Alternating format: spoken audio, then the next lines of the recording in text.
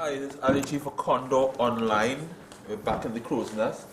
And we're here at the Hope Street Theatre where we just saw A Night of Twisted Tales. Alright, I'm going to let these beautiful people introduce themselves so we get acquainted. Hi, I'm Ange Langley. I'm the writer of 900 Seconds on a Death. I'm Christine Corser and I'm the actress from 900 Seconds on a Death. I'm Michelle Parker and I'm the director of the play. Fantastic. So, I'm really here to talk about two shows. First one is 900 Seconds on the Death, and the second is Full Disclosure, both directed by Michelle. Alright, first question therefore goes to you. Tell me about these two plays. Yeah, what a fantastic experience. I've directed both plays. I initially was offered to do 900 Seconds on a Death, so I had an extra 2 weeks to start that.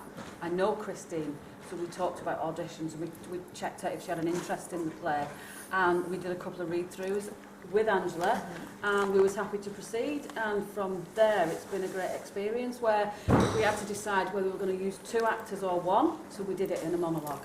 Oh, fantastic. Full disclosure, on the other hand, initially I was given the script to look at, and I think originally it was going to be for a male and a female. So I decided to cast 2 male actors. The reason being, it's based in a prison, and I've worked in prisons and secure hospitals, and a lot of the nurses are male that work with male prisoners and secure patients.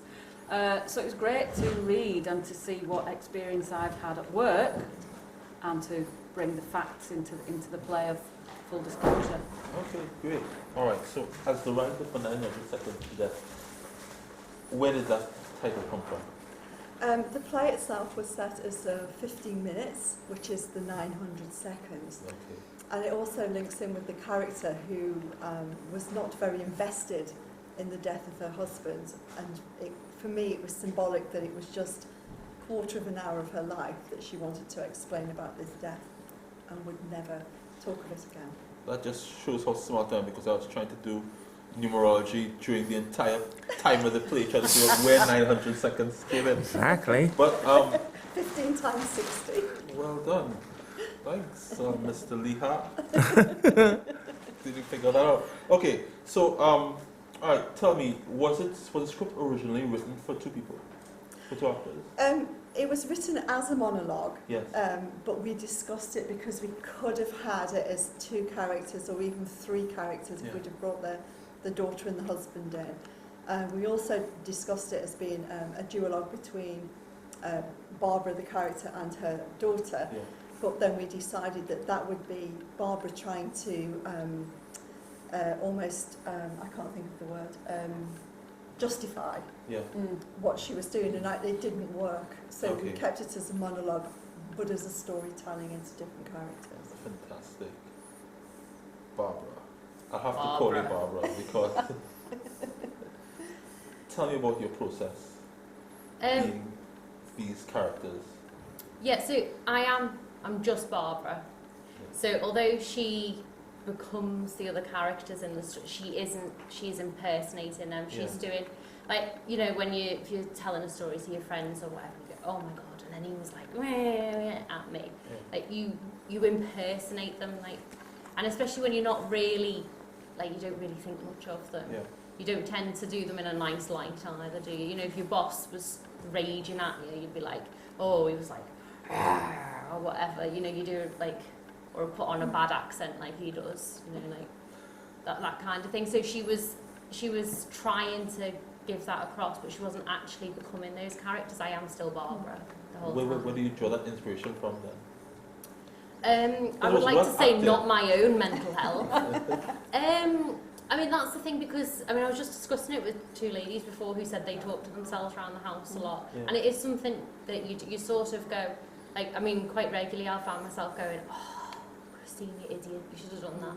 And it's that kind of voice, you know, if you're on your own and you need to make sure, I hope you do talk to yourself in the house, otherwise I look like a really strange person now. Sometimes. That's okay, we'll go with that. Yeah, when you're talking to yourself, and she is just processing what's happened. And I think the shocking thing with Barbara is We're that... just live because they're cleaning up here, so Yeah. expect stuff And like trying to that. kick us out. Yeah. Yeah. Yeah, the interesting thing about her is that what's happened is actually horrific, and she doesn't think it's horrific at all. It's just her life. Yeah.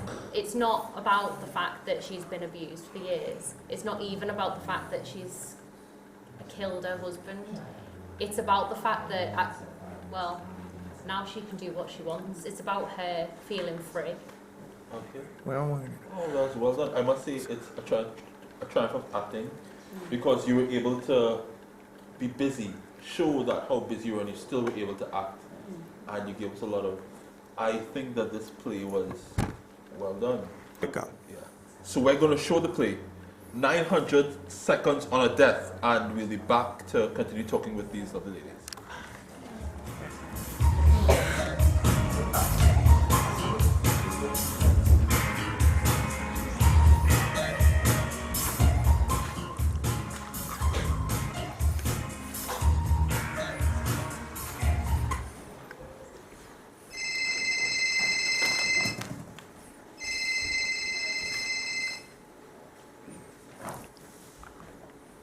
Oh, hi, Sheila.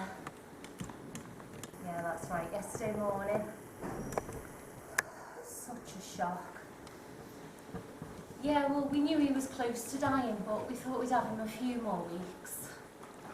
Stroke. Can happen.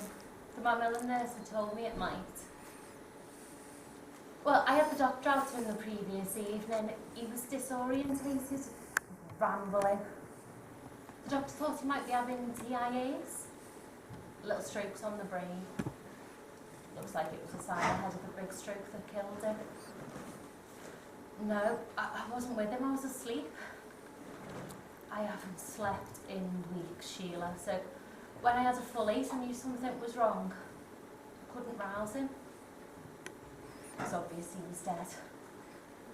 Jennifer's taken it really badly. No, she wasn't here. Neither of us were. We weren't expecting it. Yeah, I can see it was a release for Graham. Saved him weeks of pain. It was just such a shock for us. Yeah, I'll let you and Peter know about the funeral. No, he doesn't need a post-mortem. Thank goodness. I couldn't bear for him to be cut up like that. Thanks for ringing again, Sheila. Okay, speak to you soon. Bye.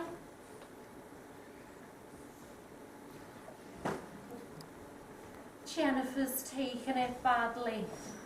Saved him weeks of pain. No post-mortem. For fuck's sake. Keeping this up every phone call is gonna sap me. What an act. Jennifer's taken it badly. She's taken it out on me. She slapped me, you know. I called her. She came around, saw him dead in bed. Oh, I had to walk away. She was hysterical, begging him to wake up. Thought to throw up. Of course, it didn't take her long to start on me. Like father, like daughter. I blame you! You never loved him. You never loved me. You didn't want me to be there for him. I would have comforted him. I would have called an ambulance, but you were just asleep. You couldn't even be bothered to stay awake to see if he wanted anything. You could have died in pain, in agony, and you were just sleeping. You fucking useless piece of shit. Dad was right. That's all you are. All you were, and all you'll ever be. Why couldn't it have been you that died? No one would miss you if you went. Dad and I could have stood over you whilst you writhed in agony. And we would have laughed. Look at the old bitch dying. Who's gonna shed tears for her? Stupid bitch. You never showed us any love. It was Dad who always looked after me, took me to dance class, picked me up from school, whilst you went to work in that stupid fucking pharmacy. Wasn't a real career though, was it? Not even a real fucking job. More of a fucking hobby. Oh, why are you still alive? You just sit there and fuck me up.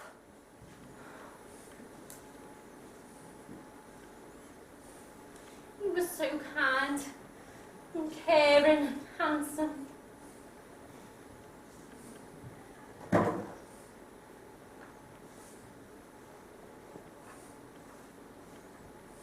What's this? These don't even have his fucking name on. Oh, don't tell me that's how fucking stupid you are. Bringing your work home with you. You are so fucking unbelievably fucking stupid. I can't bear to look at you. I can't bear to be in the same room as you. Oh, I'm going.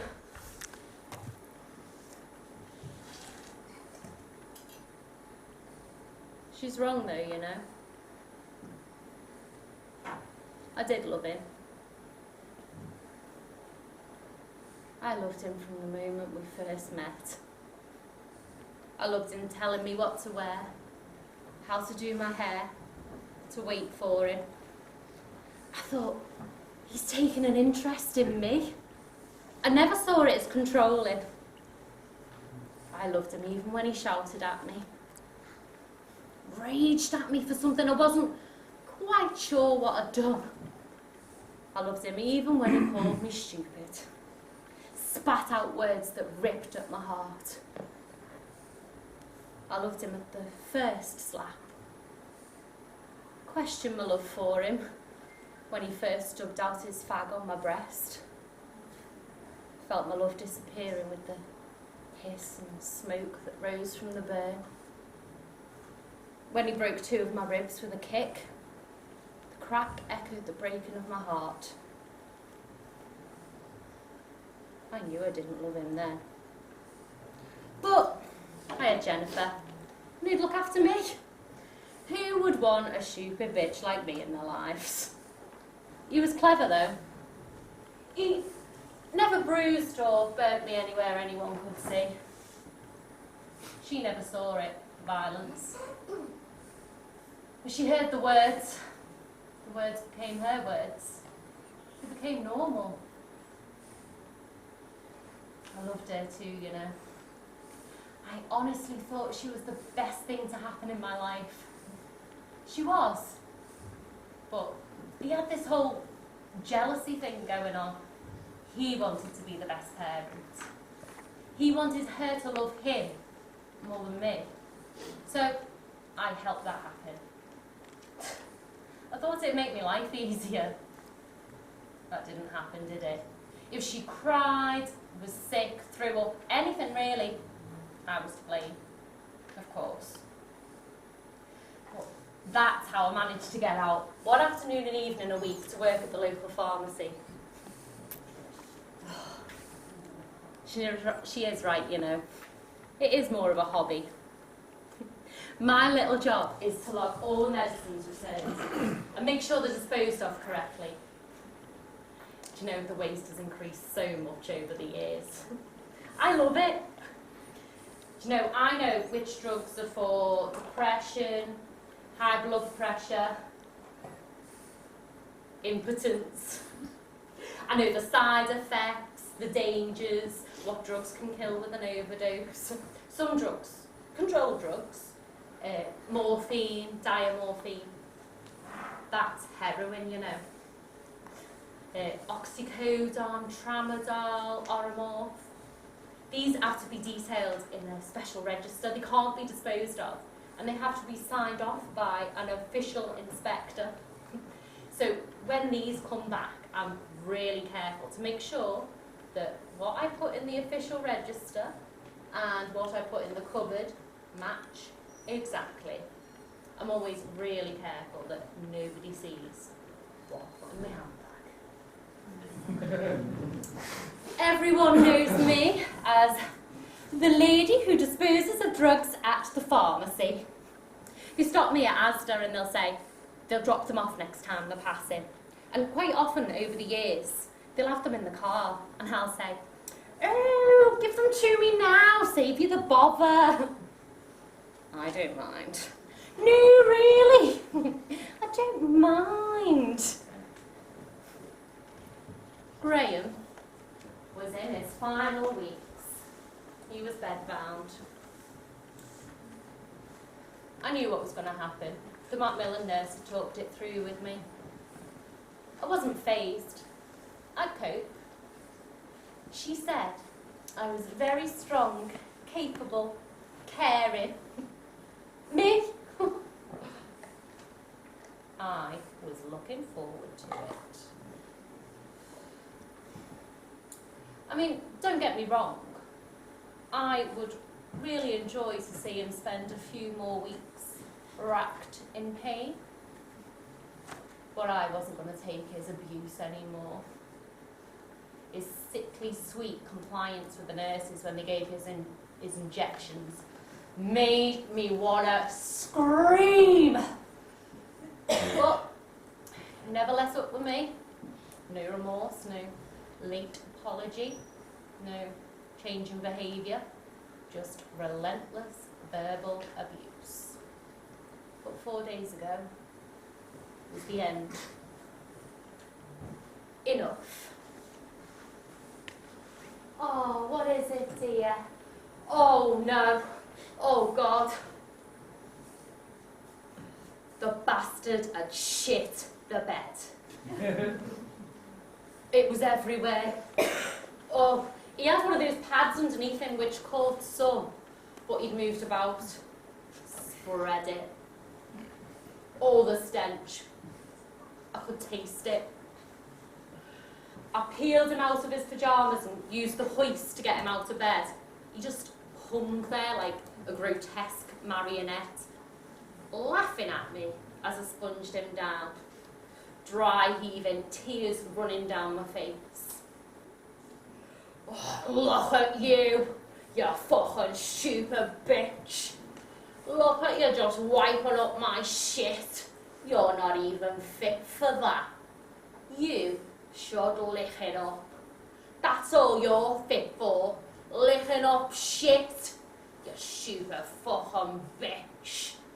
I should have killed you years ago. No one would miss you. No one loves you. Nobody. You are nothing. No one. You shouldn't even exist. You just stand there heaving and fucking me off. Oh, come on, hurry up and get me back in bed, and then you can fuck off out of my sight. Even in this state, I can't bear looking at you. He back-heeled me in the side of my head, knocked me sideways onto the bed. I was covered in his shit. And he laughed. That's when I knew I had to do something. I wasn't going to take that anymore. Beryl Williams. I used to go to school with her sister. And I observed her decline from the red lipstick, peroxide blonde of a life well lived to the blue-lipped, grey-skinned husk of the undead. Stan gave me these in the Asda car park. Same drugs as Graham. Lucky. Strokes and blood clots are a real risk in cancer. That's what the injections are for. A few double doses induce signs of bleeding, and they stopped giving him his. Stage 1. A few doses of Valium to induce hallucinations and confusion, a call for the GP, with agreement and discussion with Dawn the Macmillan nurse, of course. This is a sign that he's close to dying. Stage 2. A massive dose of morphine, courtesy of Beryl, and some amphetamine from one of my dealers on the network. Did the trick. A massive stroke. Stage 3. Life ended.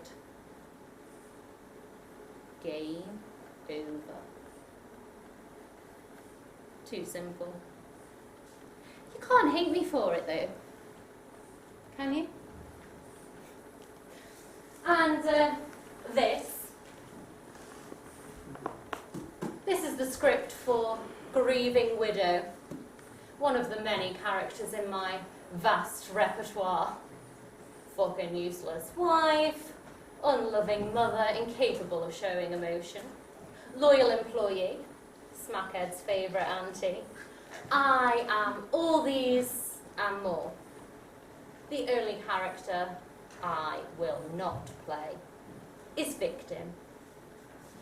I will walk away from here. They're right. No one will notice. No one will grieve. No one cares. But I'm happy with that. I can be whatever version of me I want to be. This house, the very fabric of this building, is permeated with the vile and poisonous words that they chose to use. My choice is to walk away. So, here's the bottom line. Listen up. You can behave towards me however you choose. Your choice. It's up to me to decide whether I accept that behaviour. And you? You have to accept the consequences of your behaviour towards me.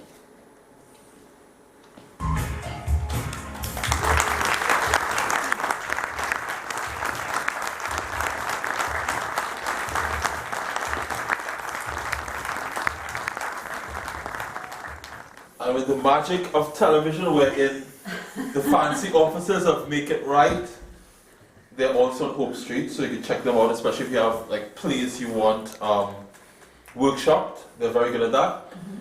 So we're going back after looking at that. We're going straight to the writer, Angela. All right. Enjoyed the play. Thank you. I just had a question. Why at the end you chose to give away so much of the story and not let us just mum over it? When I wrote it, it was as an explanation of why she was there, why she stayed in that relationship, because she was not getting an awful lot from it.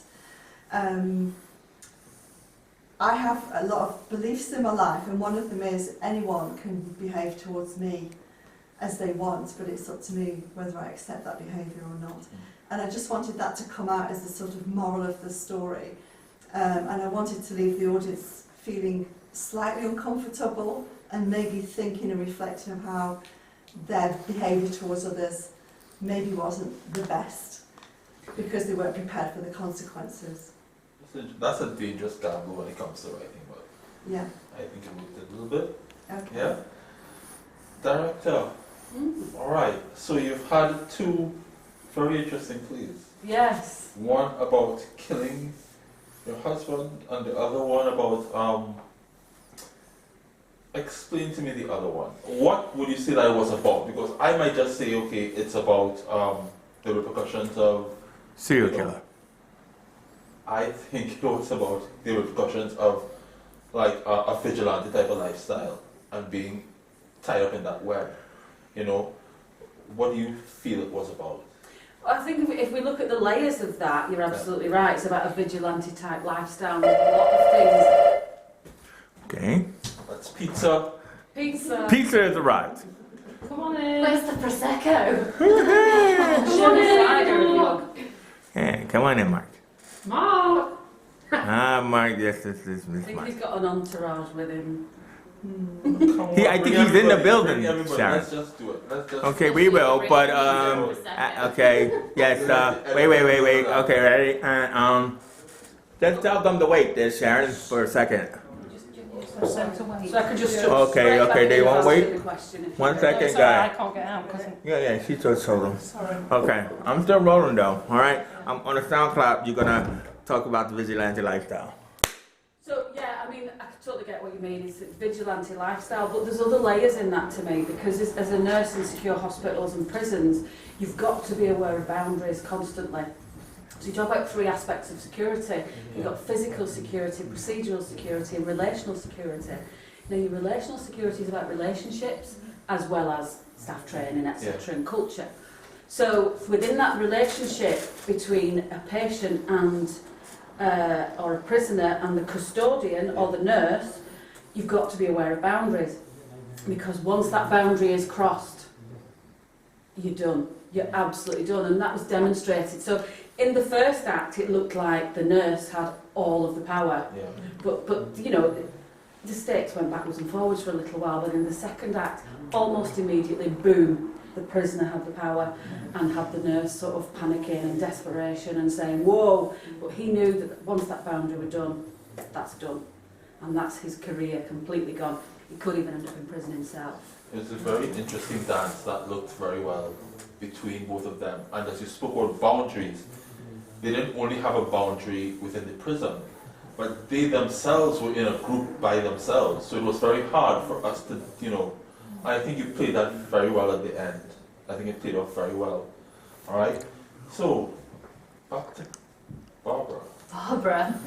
No longer Christine, I'm Barbara forever. Back to Barbara. Back to They're Barbara. coming to get you, Barbara. Back to Barbara, there's another play in itself. Isn't it? All right. So we're talking about that play that I know I asked you about what you really. I want to know how you prepared for that play, because I think that's a different process. Because you were also in another play at the beginning, right? I want to know how you worked on this one particularly. I actually think this was closer to myself. Yeah. I think I used a lot. I know everyone's We're looking panicking. at you. Panicking over there. I would be afraid. I'm okay with that. There's a lot of I know that there's things that have happened in my life that I talk about as quite of a matter of fact thing that other people might go, you know, and that's what she does.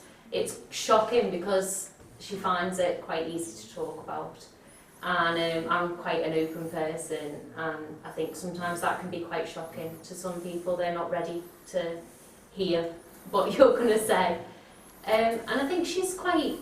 I know she's just killed her husband, but she's quite gentle. Yes. And You would think so. yeah, she's she's done it out of necessity. I know he was going to die anyway, but I mean, if you think, you know, being covered in somebody's shit, like there's really isn't it? You can't get any more degrading. You can't really go any lower than that. And he was laughing, and if you can, you know, imagine you're at your lowest, and he's up there. He's the one who's got the cancer. He's the one who should be in the vulnerable position, and yet once again, it's her. Yeah. It's her that's down there. So I think I do identify a lot with her, and I spent a lot of time talking. We spoke a lot, talking about her qualities, and I like her. Yeah. Yeah, I do, and I think that makes a difference as well. If you like a character, I think that shows. What I must say is a triumph. What I must say, a triumph of what you all did is how you all changed the tone of the play from a writing perspective, and from a directing perspective. How you turned from being this subservient person into somebody who, oh, there's a little bit more about her, I want to know more. And I must say, well done to all three of you for that. Very enjoyable. Alright, so we're back at Hope Street, on Hope Street at Make It Right. And we were talking with a lot of the actors, writers, and producer of Night of Twisted Tales. So I'm going to start off with the boss lady, Sharon. Tell us about this program. Well, we basically wanted to start some new writers off and some new directors off at the same time on 2 different courses, and then bring them together to create a performance. And we called it Theatre Makers. And Keeper Wes Williams did most of the tutoring part, and then when they got to the play part, they brought me in to be bad cop. and tell them about how to produce a play. Okay, alright, so I would assume that you two were on the course. Yeah, Yes. we were, yeah. So Yeah, it was as well. you were on it also. Alright, so tell me your experience as a writer on the course. It was very interesting. I've done a bit of writing, but I've only had one thing published in the past Yeah. stage. That was in February. So this was a good opportunity to just hone my skill as a writer. I learned quite a lot from the course. It was very enjoyable. Yeah. Great people to work with. And apart from Jay, the director, I struggled with him a bit. You're supposed to. That's I why if you believe did struggle so, with yeah, the I director, believe you so. think he's not doing his job. But we're good friends now, like we are with everyone, and I thoroughly enjoyed it, and well worth doing it again. Yeah. Alright, that's great. And what about you? What's your...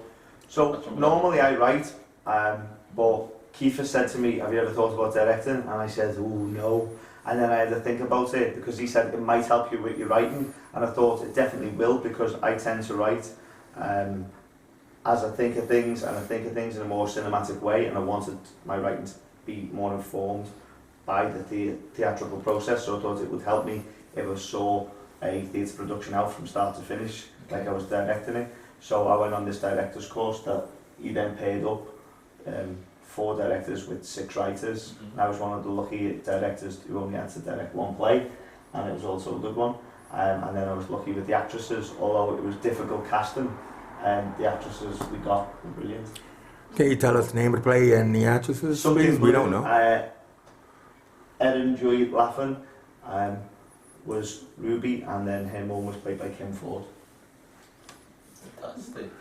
And let's say about your thoughts on the program that you've been on.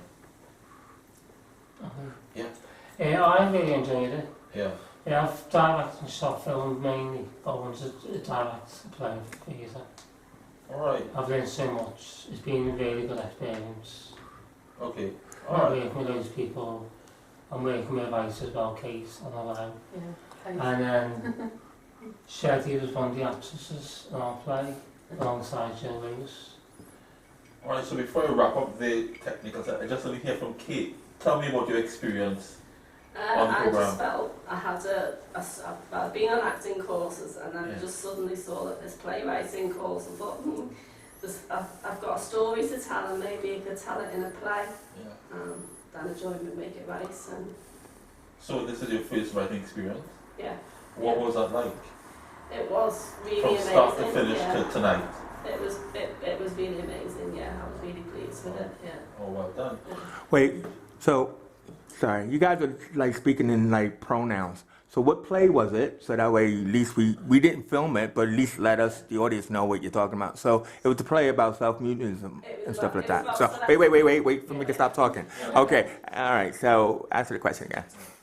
So tell me more what you played. It was called Hello, I'm Here, Don't Leave Me Alone. Okay. What was it about?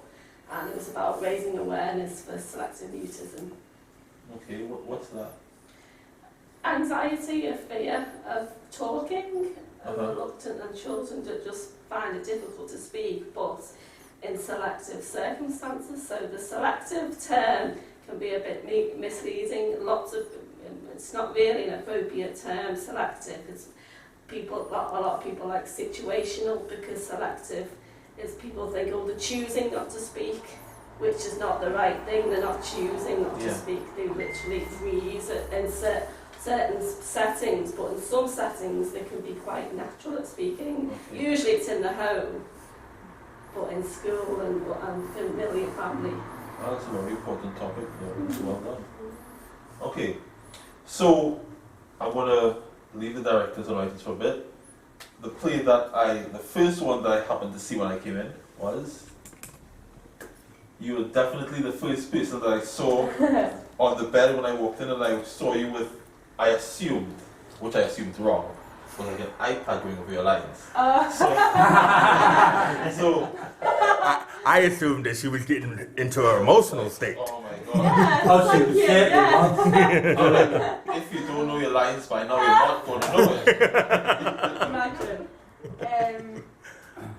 Yeah, as an actor, I think it's very, very important to be focused and be in the right mindset for what you're going into, which is all pre-planning and stuff you do even before coming to rehearsals. You get the script, you figure out what you're doing, figure out what you're there for, what the person's there for, who they are. And so the reason because I sort of chose that, I didn't want to walk out and just get in bed. Yeah. I wanted to be on the bed when people coming in, because Ruba, who I played, she's already been in that bedroom for a long time, thinking about how she's going to tell Mum this news. She's got to tell this news today, because it's far too late tomorrow. And so she's looking at this picture of her dad, and she's just, for me, I was thinking about how if he hadn't died, we wouldn't be in this situation. If we had never had to go to this hospital and he hadn't got cancer, then none of this would be happening. And I was thinking about how it's going to break my mum's heart, have to tell her the news that I had to tell her without giving it away. Kate, you want to Sounds like a good story. I wonder who wrote it. We have a humble writer. Did you choose her as your actress? Did you pick her as your actress? Steve actually found Erin. I found Erin Kim. appeared in the one show that I've had done. Yeah. And I thought she was fantastic. She played a goth. Yeah. And I thought, she's fantastic. She won't let me down, and she never did. Lightning struck there twice, because I was convinced of your character from start to finish. Yeah. Like you didn't drop character at all. No. Like I was really looking to. You know how when you look at a play, you're waiting to. You want to see if the actors going to think about their lines. Like you didn't get that. mistakes. You didn't get that. You get Good. that you were there and you were in it, right? And that also goes to the person who acted opposite you. Rose, Kim. She was just as Kim good. Ford. Yeah. But I loved how you went from being emotional and sad and then furious, and then the twist at the end. That was the only thing I wasn't expecting. You could talk about it because the play is not on. It was on a one night only, so you could have talked about it. I was not expecting. Tell us about this play you've written. Is it from experience? Yeah. Was most things No, it wasn't. We had a 15-minute. We were given a 15-minute play to write, and that was from just. I took that out the blue. I didn't. There was nothing behind it. And the first time I wrote it, and Sharon seen it, Sharon said it was a bit like. EastEnders meets Jeremy EastEnders meets Jeremy Kyle. Which was nice, because when I read it before that, I said if I do a bad job directing this, it could look like a good EastEnders. Chatting went the other way, saying, regardless of what sort of job you're doing, it's going to be EastEnders meets Jeremy Kyle. So we exceeded all expectations. Yeah, we did. So with Sharon's advice and Kiefer's advice, I went away and said, okay, we'll get it to talk to the audience a little bit, so there's another party in the room, just to get that off the chest. But no, it wasn't. I like to write something with a twist. I think most of the things I write, I put a double twist in, if you wish, and that's what I did there. And I thought it worked quite well. It was well written and well executed. But what I would like to know before I even talk to the director, I would like to know where did you start? Where did that play start? Where did it start? Where did it start? Like, did you start by having this woman in the room, or did you start from the end, that this is the reveal? No, I love the title, Something Blue. And so I worked from the title, Something Blue. So I worked from that title, I went, okay, let's work back from that. And I come up with this, what is Something Blue? Because of the song, Something Goes, which was an old wedding, if you like, an old wedding terminology. And so I took that wedding terminology and took it to the extreme, where we then went, if a mother was getting married and the daughter was looking on, and use that as a twist from that side on. It was two men originally. It was a father and a daughter. Yeah. I wrote it at first, and I wasn't really comfortable with that side of it. So I turned it around on its head. It took me maybe 30 minutes to rewrite it and have it to where I wanted to be. And then I've just put the double twist at the end then. Oh, yes, Adde changed into Chase because, you know, Chase was at the first set of shows for tonight. And since we have the whole cast, crew, and writers of Twisted Tales, I think it's more fair to be able to speak to you guys about shows that I saw. So the first show I wanted to talk to is Wrong Place, Right Place. So the director has also joined us now, Miss Gail Vidal. Yeah. Hello, Gail. How you doing? Yeah. The director and the writer, of course, No, along with... just writer. Okay, it says written by... Danny Trainer, Oh. no director. Who's Danny? Danny's not here, Danny. All right. So yes, this is Chase. I'm here in place of Adde because I'm here talking about the first set of plays. And the first one I want to talk about is Wrong Place, Right Place, written by Gail Vidal. How you doing, Gail? And also standing with you is the lovely Christine Corser, who played the fantastic role of Sylvia Plath in your play. Now, first of all, Sylvia Plath, that's kind of like a famous name, isn't it? It is if you just change it a little bit. Okay. To change it, like what? Sylvia Plath? Yeah.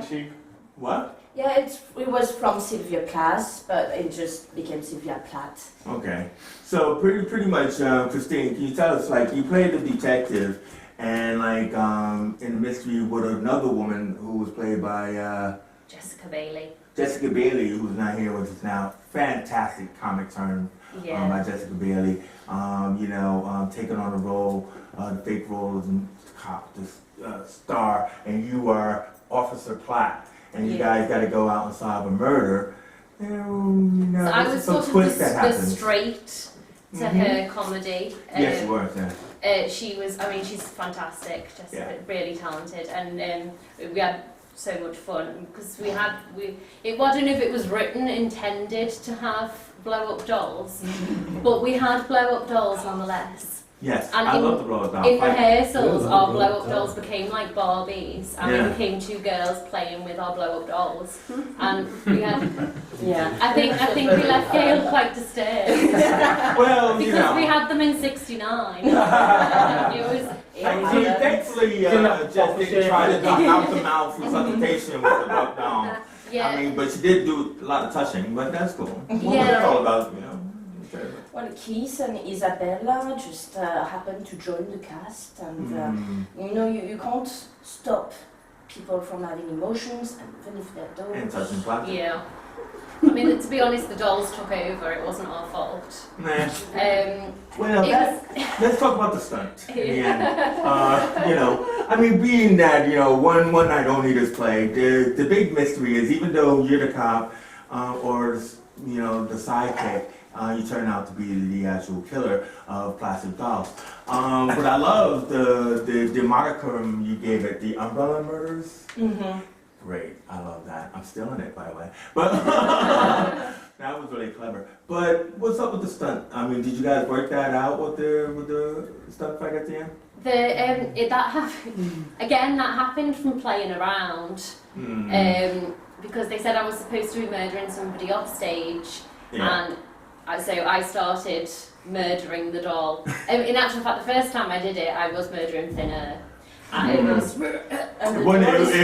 me, it would not look as good. Yeah. So when we had the dolls, and it sort of grew of its own accord, that scene.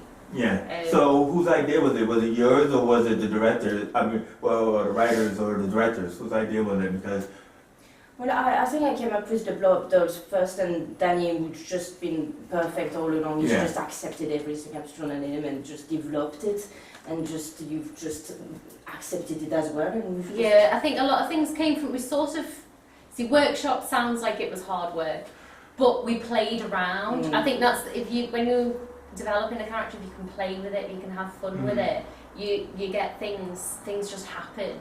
And that's when you go, that works. I think that's what I wanted to say about the program you all were involved in, because especially when you were talking about it, it really sounds like you had the time and the freedom to really expand and contract on ideas. You know what I mean? And it's great that, whereas you were talking about with your other plays, is that actors aren't just actors, they're also involved in the workshop and involved in the partnership of the making of the play. So it really sounds like that really went down, and the show tonight was a good tour de force of that, of a combination of everybody working together as one and everything. What's your name? Is Booty or? Sheddy. Sheddy. It is Booty too. It's Sheddy Booty, isn't it? Sheddy Broddle. Wrong show. Okay, whatever. Wrong show. Sheddy what? Broddle. Sheddy Broddle. Yeah. So Sheddy, let me say something to you and Kate, right? Or my son has dyspraxia and self-mutism or selective mutism. I agree with you that it's kind of like a terrible term and stuff like that. But I would like to just say, as a parent who has a child with that not only was it written with that kind of reality, but also the way you acted it was fantastic.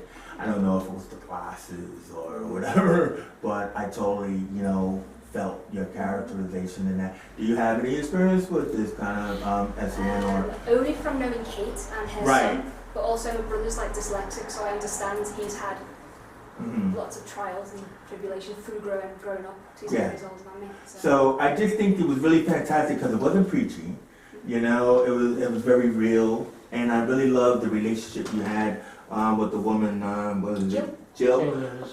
Jill Lewis. And I know, Mark, you directed it, man. I'm not going to leave you out. I'm just trying to say, I really felt the authenticity of the play and the performance. So what did you do, what did you bring to that? Because we know it's a very real subject matter. A lot of parents are dealing with this as well nowadays. So what did you bring into that, into the performance and everything? Well, I did the best I can. I think Sheddy brought a lot to it, and Jill. Yeah. More chemistry there, Diana, between the characters. Yeah, yeah. Stage person from the face expression definitely was there. I had the idea of bringing the glasses, and then working with Kate as well. Working with Kate as well. Kate had the idea of going under the table and stuff, so just combined our skills together. It just was real and realistic, and I mean, I thought it was one of the most powerful plays for me. No slight against anybody else. I thought shows were funny. I thought shows were good. But I'm just saying. I mean, maybe because of my own personal experience, I just thought you guys all did a tremendous job. And of course, I do now want to leave our last one out here, Adrian. Yeah. Yes. And everything. I mean, sitting on a bomb. Yeah. I mean, like the thing about it is that I mean, I know that Jay. It's Jay, right? Joe. I know that Joe, you know, kept mentioning, you know, that, hey, isn't this dangerous and all that other kind of stuff. Yeah. But, I mean, like, I don't know, did it feel like, tell me what your impression of the play is, you know, because it's kind of like, there was a lot going on. We had the pictures, we had the bomb, he kept looking at his watch as far as the Counting the Thunder. I thought I was in a Poltergeist movie. Yeah. I mean, you know, I'm like, what's going on? I mean, you look, man, you know, I'm just saying, I'm talking to the actress, I'm not talking to the writer or director, but yeah, from your perspective. So I came into this project like 10 days ago. Okay, that's our excuse. That's our excuse. Came in 10 days ago. So Pauline that wrote the play, she's got an interest in history and she's actually a nurse herself. And I'm a nurse as well, so we only discovered that like after we did the first one. So, but it was that whole these siblings, which you didn't really realise.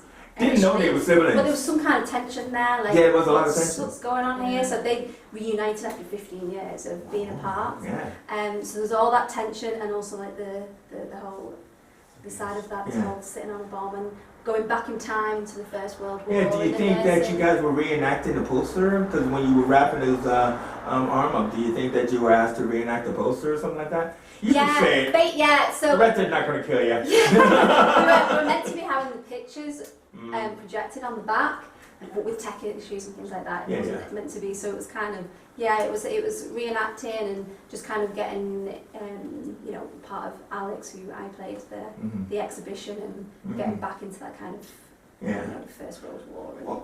And All I gotta say is, because I know Addy was there, I'm honest, right? Your acting was fantastic anyway. I love the way the staging was, as far as like the going back and forth, back to back and all of that and everything. But I was kind of confused about the brother-sister dynamic because you looked like, it seemed like you were partners, and then you asked him to come back. You know what I mean? Yeah, that's what happens. You don't speak in pronouns, people. You gotta let your audience know right from the beginning what's happening.